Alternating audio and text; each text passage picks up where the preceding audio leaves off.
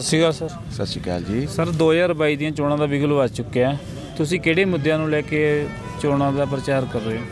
ਦੇਖੋ ਜੀ, 2022 ਦੀਆਂ ਜਿਹੜੀ ਚੋਣਾਂ ਦੀਆਂ ਸਾਡਾ ਪ੍ਰਚਾਰ ਹੈ ਉਹ ਇੱਕ ਤਾਂ ਜਿਹੜੀ ਸਟੇਟ ਦੇ ਮੁੱਦੇ ਨੇ ਜੀ, ਜਿਹਦੇ ਵਿੱਚ ਚੰਨੀ ਜੀ ਨੇ, ਚਰਨਜੀਤ ਸਿੰਘ ਚੰਨੀ ਜੀ ਨੇ 111 ਦਿਨਾਂ ਦੇ ਵਿੱਚ ਸਾਬਤ ਕਰਕੇ ਦਿਖਾਤਾ ਕਿ ਅਗਰ ਵਾਕਈ ਇੱਕ ਗਰੀਬ ਦੇ ਪੁੱਤ ਦੇ ਹੱਥ 'ਚ ਤਾਕਤ ਆਉਂਦੀ ਹੈ ਤਾਂ ਉਹ ਲੋਕਾਂ ਦਾ ਦਿਲ ਦਰਦ ਜਿਹੜਾ ਜਾਣਦਾ ਹੈ ਉਹ ਕਿਵੇਂ ਇੱਕ ਰਾਮ ਰਾਜ ਬਣਾ ਸਕਦਾ। 111 ਦਿਨਾਂ 'ਚ ਉਹਨਾਂ ਨੇ ਇੰਨਾ ਸੋਹਣਾ ਟ੍ਰੇਲਰ ਕਰਕੇ ਦਿਖਾਇਆ, ਚਾਹੇ ਉਹ ਬਿਜਲੀ ਦੇ ਬਿੱਲ ਹੋਣ, ਚਾਹੇ ਉਹ ਗਰੀਬਾਂ ਦੀ ਬਸੇਰਾ ਸਕੀਮ ਹੋਵੇ, ਵੀ ਉਹਨਾਂ ਨੂੰ ਅੱਜ ਪੂਰਾ ਪੰਜਾਬ ਇਹ ਕਹਿ ਰਿਹਾ ਵੀ ਯਾਰ ਇੰਨੇ ਮੌਕੇ ਬਾਦਲਾਂ ਨੂੰ ਦੇਤੇ, ਹੋਰਾਂ ਨੂੰ ਦੇਤੇ, ਇੱਕ ਗਰੀਬ ਦੇ ਪੁੱਤ ਨੂੰ ਇੱਕ ਮੌਕਾ ਜ਼ਰੂਰ ਦੇਵਾਂਗੇ ਅਸੀਂ 5 ਸਾਲ ਦਾ। ਦੂਸਰਾ ਜਿਹੜਾ ਲਹਿਰੇ ਦੀ ਸਾਡੀ ਖਾਸ ਤੌਰ 'ਤੇ, ਜਿਵੇਂ ਅੱਜ ਅਸੀਂ ਖਨੌਰੀ ਦੇ ਵਿੱਚ ਆਏ ਹਾਂ, ਹੈ ਨਾ, ਹੁਣ ਇੱਥੇ ਦੇ ਕੁਝ ਲੋਕਲ ਮੁੱਦੇ ਨੇ ਕਿਉਂਕਿ 2007 'ਚ ਬੀਬੀ ਜੀ ਸਰਕਾਰ ਦੇ ਵਿੱਚ ਸੀਗੇ ਲਾਸਟ, ਉਸ ਤੋਂ ਬਾਅਦ ਬੀਬੀ ਜੀ ਕੋਈ ਮੰਤਰੀ ਜਾਂ ਕਿਸੇ ਅਹੁਦੇ 'ਤੇ ਨਹੀਂ ਬਣੇ। 2007 ਤੋਂ ਬਾਅਦ ਜਦੋਂ ਦਾ ਬੀਬੀ ਭੱਠਲ ਕੋਲੇ ਕੋਈ ਅਹੁਦਾ ਨਹੀਂ ਆਇਆ, ਉਦੋਂ ਦਾ ਇਸ ਹਲਕੇ ਦੇ ਵਿੱਚ ਵੀ ਕੋਈ ਵੱਡਾ ਪ੍ਰੋਜੈਕਟ ਨਹੀਂ ਆਇਆ। ਤੁਸੀਂ ਦੇਖੋ 2007 ਤੋਂ ਪਹਿਲਾਂ ਹੀ ਬੀਬੀ ਭੱਠਲ ਜੇ ਖਨੌਰੀ ਨੂੰ ਤਹਿਸੀਲ ਬਣਾਤੀ, ਜਾਂ ਕੋਈ ਸਕੂਲ ਕਾਲਜ ਬਣ ਗਏ, ਜਾਂ ਕੋਈ ਪੁਲ ਬਣ ਗਏ, ਕੋਈ ਗ੍ਰਿਡ ਬਣ ਗਏ, ਜਿਹੜੀਆਂ ਵੀ ਵੱਡੀਆਂ ਚੀਜ਼ਾਂ ਆਪਣੇ ਹਲਕੇ 'ਚ ਬਣੀਆਂ ਉਹ ਸਾਰੀਆਂ 2007 ਤੋਂ ਪਹਿਲਾਂ ਦੀਆਂ। ਉਸ ਤੋਂ ਬਾਅਦ ਅਕਾਲੀ ਦਲ ਦੀ ਵੀ ਸਰਕਾਰ ਰਹਿ ਗਈ, ਆਮ ਆਦਮੀ ਪਾਰਟੀ ਦਾ ਵੀ 10 ਸਾਲ ਹੋ ਗਏ ਐਮਪੀ ਉਰੋਂ ਜਿੱਤ ਕੇ ਜਾਂਦੇ ਨੂੰ, ਢੀਂਡਸਾ ਸਾਹਿਬ ਵੀ ਉਰੋਂ ਜਿੱਤ ਕੇ ਗਏ ਨੇ, ਠੀਕ ਹੈ ਨਾ। ਇੱਕ ਵੀ ਵੱਡਾ ਪ੍ਰੋਜੈਕਟ ਆਪਣੇ ਹਲਕੇ ਦੇ ਵਿੱਚ ਨਹੀਂ ਆਇਆ। ਅਸੀਂ ਹਾਲਾਂਕਿ ਹਾਰਨ ਤੋਂ ਬਾਅਦ ਵੀ ਪਿਛਲੇ 5 ਸਾਲ, ਠੀਕ ਹੈ ਨਾ, ਭਾਵੇਂ ਮੁੱਖ ਮੰਤਰੀ ਢੀਂਡਸੇ ਦੀ ਜੇਬ ਦੇ ਵਿੱਚ ਸੀਗਾ ਕੈਪਟਨ ਅਮਰਿੰਦਰ ਸਿੰਘ, ਸਾਨੂੰ ਹਰ ਥਾਂ ਤੇ ਰੋਕਦਾ ਸੀ, ਪਰ ਫਿਰ ਵੀ ਅਸੀਂ ਲੋਕਾਂ ਦੀ ਸੇਵਾ ਦੇ ਵਿੱਚ ਹਾਜ਼ਰ ਰਹੇ ਹਾਂ।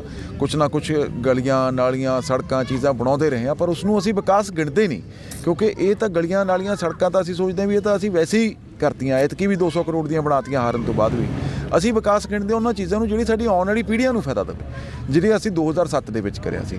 ਸੋ ਅੱਜ ਸਾਰੇ ਲਹਿਰੇ ਦੇ ਲੋਕਾਂ ਦੇ ਜ਼ੁਬਾਨ 'ਤੇ ਇਹੀ ਗੱਲ ਹੈ ਵੀ ਜੋ ਗਲਤੀ ਪਿਛਲੀ ਵਾਰੀ ਕਰੀ ਹੈ, ਸਰਕਾਰ ਹੁੰਦੇ ਹੋਏ ਵੀ ਅਸੀਂ ਸਰਕਾਰ ਤੋਂ ਬਾਹਰ ਬੈਠੇ ਹਾਂ, ਉਹ ਦੁਬਾਰਾ ਨਹੀਂ ਕਰਨੀ। ਐਤਕੀ ਦੁਬਾਰਾ ਤੋਂ ਕਾਂਗਰਸ ਪਾਰਟੀ ਦੀ ਸਰਕਾਰ ਬਣਨੀ ਤੈਅ ਹੈ। ਬੀਬੀ ਭੱਠਲ ਸਭ ਤੋਂ ਸੀਨੀਅਰ ਲੀਡਰ ਨੇਗੇ, ਉਹਨਾਂ ਨੂੰ ਇੱਥੋਂ ਜਿਤਾ ਕੇ ਭੇਜਾਂਗੇ ਤਾਂ ਕਿ ਕੋਈ ਚੰਗਾ ਵੱਡਾ ਪ੍ਰੋਜੈਕਟ ਸਾਡੇ ਹਲਕੇ ਲਈ ਲੈ ਕੇ ਆ ਸਕੇ। ਸਰਦਾਰ ਪਰਮਿੰਦਰ ਸਿੰਘ ਢੀਂਡਸਾ ਜਿਹੜੇ ਇੱਥੋਂ ਹਲਕਾ ਵਿਧਾਇਕ ਨੇ, ਉਹਨਾਂ ਨੇ ਕਿਹਾ ਵੀ ਜੋ ਚਰਨਜੀਤ ਸਿੰਘ ਚੰਨੀ ਐਲਾਨ ਕਰ ਰਹੇ ਨੇ ਉਹ ਸਿਰਫ ਐਲਾਨ ਤੱਕ ਨੇ, ਜਿਵੇਂ ਕਿ ਬਸੇਰਾ ਸਕੀਮ ਹੈ ਜਾਂ ਬਿਜਲੀ ਦੇ ਬਿੱਲਾਂ ਦੀ ਮਾਫੀ ਸੀ ਜਾਂ ਹੋਰ ਵੀ ਰੇਤਾ ਦੀਆਂ ਸੀਗੀਆਂ, ਵੀ ਉਹਨਾਂ ਚੀਜ਼ਾਂ 'ਚ ਕੋਈ ਫਰਕ ਨਹੀਂ ਪਿਆ, ਸਿਰਫ ਇਹ ਐਲਾਨ ਕੀਤੇ ਨੇ।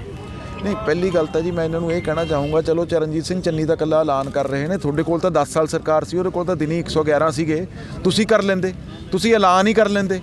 ਚੰਨੀ ਜੀ ਐਲਾਨ ਨਹੀਂ, ਚੰਨੀ ਜੀ ਆਪਦੀ ਸੋਚ ਦਿਖਾ ਰਹੇ ਨੇ ਵੀ ਮੈਂ ਆਹ ਚੀਜ਼ ਕਰਨਾ ਚਾਹੁੰਦਾ, ਇਹਨੂੰ ਕਰਨ ਦਾ ਆਹ ਤਰੀਕਾ ਹੈ ਮੇਰੇ ਕੋਲੇ। ਸਿਰਫ ਅਗਰ ਕਮੀ ਹੈ ਤਾਂ ਇੱਕ ਸਮੇਂ ਦੀ ਹੈ, ਬਾਕੀ ਜੋ ਚੀਜ਼ਾਂ ਚੰਨੀ ਜੀ ਨੇ ਕਹੀਆਂ ਕਰਕੇ ਦਿਖਾਈਆਂ। ਹੁਣ ਬਿਜਲੀ ਦੇ ਬਿੱਲ ਨੇ ਉਹ ਮਾਫ ਕਹੇ ਹੈ ਤਾਂ ਕਰੇ ਹੈ। ਅੱਜ ਬੰਦਿਆਂ ਦੇ 2 ਕਿਲੋਵਾਟ ਤੱਕ ਦਿਆਂ ਤੇ ਸਿੱਧਾ ਲਿਖ ਕੇ ਆ ਜਾਂਦਾ ਤੁਹਾਡਾ ਬਿੱਲ ਸਰਕਾਰ ਨੇ ਭਰਤਾ, ਸਿੱਧੀ ਜੇਬ ਨੂੰ ਫਾਇਦਾ ਜਾਂਦਾ। 3 ਰੁਪਏ ਯੂਨਿਟ ਪੂਰੇ ਦੇਸ਼ ਦੇ ਵਿੱਚ ਸਸਤਾ ਬਿਜਲੀ ਚੰਨੀ ਜੀ ਨੇ ਕਰਕੇ ਦਿਖਾਤੀ, ਕਹੀ ਨਹੀਂ ਕਰੀ ਹੈ।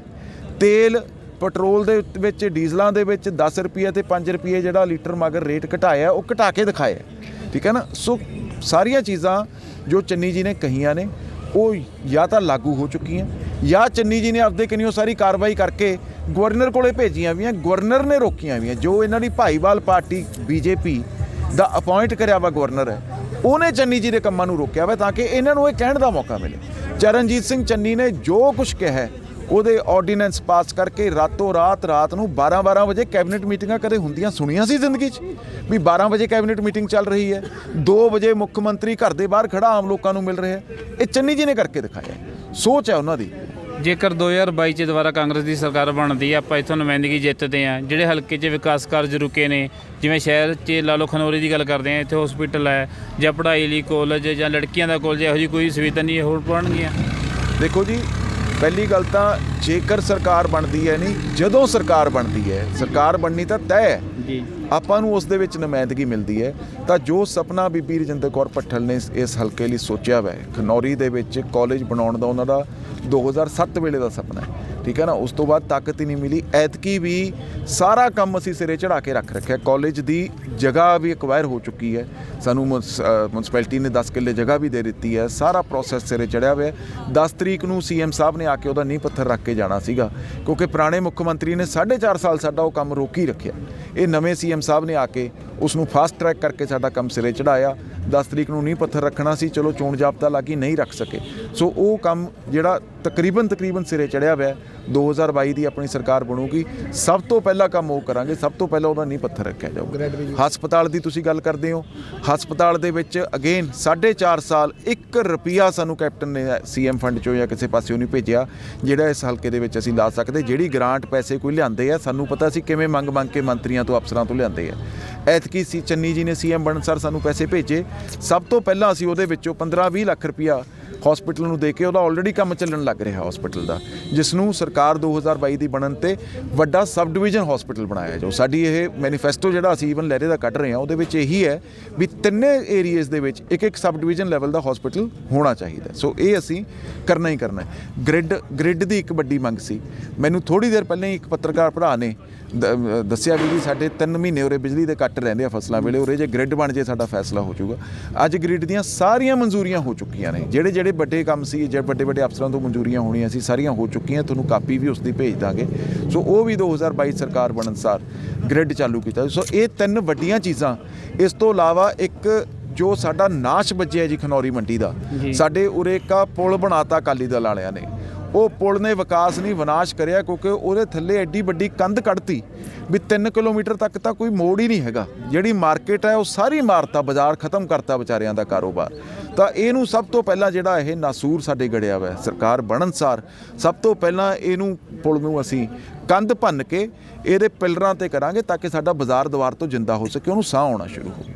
ਸਾਡੀਆਂ ਦੁਕਾਨਾਂ ਦੀਆਂ ਰਜਿਸਟਰੀਆਂ ਉਹ ਵੈਸੇ ਸਾਰੀ ਸਰਵੇ ਹੋ ਚੁੱਕੀ ਹੈ, ਆਨਲਾਈਨ ਹੋ ਚੁੱਕੀ ਹੈ, ਹੁਣ ਉਹਨੂੰ ਕੋਈ ਰੋਕ ਨਹੀਂ ਸਕਦਾ। ਸੋ ਉਹ ਆਪਣੇ ਆਪ ਹੀ ਸਿਰੇ ਚੜ ਜਾਣਗੀਆਂ। ਪਰ ਇਹ ਇੱਕ ਵੱਡਾ ਤੋਹਫਾ ਸਾਡੇ ਲੋਕਾਂ ਨੂੰ। ਸੋ ਬਹੁਤ ਚੀਜ਼ਾਂ ਨੇ ਜਿਹੜੀਆਂ ਆਲਰੇਡੀ ਪਾਈਪਲਾਈਨ 'ਚ ਨੇ, ਉਹ ਚੋਣ ਜਾਬਤਾ ਤੋਂ ਬਾਅਦ ਉਹਨਾਂ ਨੂੰ ਵੈਸੇ ਹੀ ਮਿਲਣੀਆਂ ਨੇ। ਸਰ ਕੈਪਟਨ ਸਾਹਿਬ 4.5 ਸਾਲ ਸਰਕਾਰ 'ਚ ਰਹੇ ਨੇ, ਉਸ ਟਾਈਮ ਤੱਕ ਕਹਿੰਦੇ ਵੀ ਕੋਈ ਵੀ ਕੰਮ ਜੋ ਨਹੀਂ ਕਰਾਏ ਗਏ 111 ਦਿਨਾਂ 'ਚ ਆਖਿਰ ਕਿਉਂ? ਕਿਉਂਕਿ ਕੈਪਟਨ ਸਾਹਿਬ ਢੀਂਡਸਾ ਸਾਹਿਬ ਦੇ ਸਾਥੀ ਸੀ, ਲੁੱਕੇ ਅੰਦਰੋਂ ਇਕੱਠੇ ਸੀ, ਹੁਣ ਖੁੱਲ੍ਹੇਆਮ ਇਕੱਠੇ ਹੈ। ਤਾਂ ਜਿਹੜਾ ਵੀ ਅਸੀਂ ਕਦਮ ਚੱਕਦੇ ਸੀ ਉਹਦੇ ਵਿੱਚ ਢੀਂਡਸਾ ਔਰ ਉਹ ਸਿੱਧਾ ਕੈਪਟਨ ਸਾਹਿਬ ਨੂੰ ਫੋਨ ਮਾਰਦਾ ਸੀ ਵੀ ਆਹ ਕੰਮ ਨਹੀਂ ਹੋਣਾ ਚਾਹੀਦਾ, ਨਹੀਂ ਮੈਂ ਮਾਰਿਆ ਜਾਊਂ। ਕੈਪਟਨ ਸਾਹਿਬ ਉਹਦੀ ਚੂੜੀ ਟਾਈਟ ਕਰ ਦਿੰਦੇ ਸੀ। ਤੁਸੀਂ ਦੇਖੋ ਨਾ, ਫਰਕ ਦੇਖੋ ਵੀ ਜਦੋਂ ਸਾਨੂੰ ਇੱਕ ਕੰਮ ਕਰਨ ਵਾਲਾ ਮੁੱਖ ਮੰਤਰੀ ਮਿਲ ਗਿਆ, ਸਾਡੇ ਧੜ ਅਸੀਂ ਕੰਮ ਕਰਤੇ।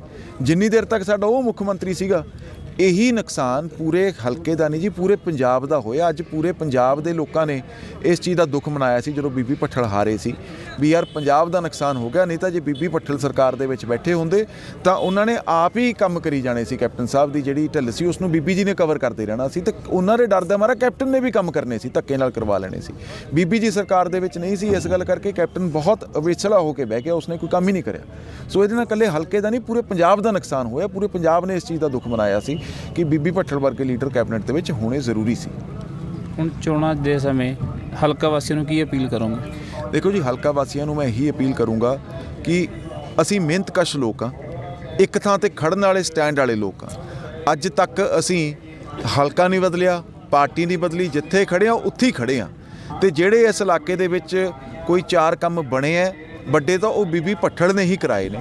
ਸੋ ਤੁਸੀਂ ਆਪਦੀ ਵੋਟ ਪਾਉਣ ਤੋਂ ਪਹਿਲਾਂ ਇਸ ਚੀਜ਼ ਨੂੰ ਜ਼ਰੂਰ ਧਿਆਨ ਦੇ ਲਿਓ, ਕਿਉਂਕਿ ਸਾਨੂੰ ਗੱਲਾਂ ਨਹੀਂ ਮਾਰਨੀਆਂ ਆਉਂਦੀਆਂ, ਸਾਨੂੰ ਪ੍ਰਚਾਰ ਨਹੀਂ ਕਰਨਾ ਆਉਂਦਾ। ਸਾਡੇ ਕੋਲੇ ਬਹੁਤ ਵੱਡੇ ਪੈਸੇ ਨਹੀਂ ਹੈਗੇ ਢੀਂਡਸਿਆਂ ਵਾਂਗੂ ਵੀ ਅਸੀਂ ਵੋਟਾਂ ਖਰੀਦ ਸਕੀਏ, ਅਸੀਂ ਲੋਕਾਂ ਨੂੰ ਗੁੰਮਰਾਹ ਕਰ ਸਕੀਏ। ਅਸੀਂ ਤਾਂ ਮਿਹਨਤ ਕਰਨਾ ਜਾਣਦੇ ਹਾਂ, ਕੰਮ ਕਰਨਾ ਜਾਣਦੇ ਹਾਂ।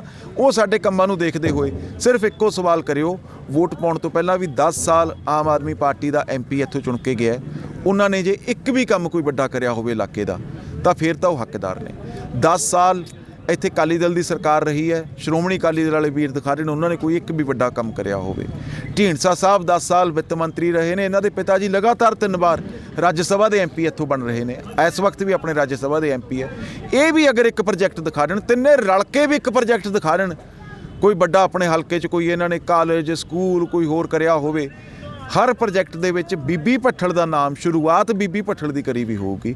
ਆਹ ਯੂਨੀਵਰਸਿਟੀ ਕਾਲਜ ਜਿਹੜਾ ਹੈਗਾ ਜੀ ਆਪਣਾ ਮੂਨਕ ਦੇ ਵਿੱਚ, ਠੀਕ ਹੈ ਨਾ, ਜਿਸ ਨੂੰ ਅਕਾਲੀ ਕਲੇਮ ਕਰਦੇ ਸੀ, ਅਸੀਂ ਲਾਇਆ, ਉਸ ਦੀ ਵੀ ਸ਼ੁਰੂਆਤ ITI ਦੇ ਵਿੱਚ ਬੀਬੀ ਭੱਠਲ ਦੀ ਕਰੀ ਹੋਈ ਹੈ। So not even a single project. ਹਾਂ, ਇੱਕ ਨਾਲ ਇਹ ਜ਼ਰੂਰ ਜਵਾਬ ਦੇ ਦੇਣ ਵੀ ਸਾਡੇ ਲਿਆਂਦੇ ਵੇ ਜਿਹੜੇ ਕੰਮ ਸੀ ਉਹਨਾਂ ਦੇ ਵਿੱਚ ਰੋਕਾਂ ਕਿਉਂ ਲਾਈਆਂ ਨੇ, ਕਿਉਂ ਜਿਹੜਾ ਘੱਗਰ ਦਾ ਅਸੀਂ ਹੱਲ ਬਣਾਇਆ ਸੀ, ਮਕਰੋੜ ਸਾਹਿਬ ਤੱਕ ਅਸੀਂ ਬਣਾਇਆ ਸੀ, ਤੇ ਉਹ 10 ਸਾਲ 15 ਹੋ ਗਏ, ਮਕਰੋੜ ਸਾਹਿਬ ਤੱਕ ਹੀ ਖੜਾ, 1 ਇੰਚ ਵੀ ਅੱਗੇ ਨਹੀਂ ਵਧਿਆ।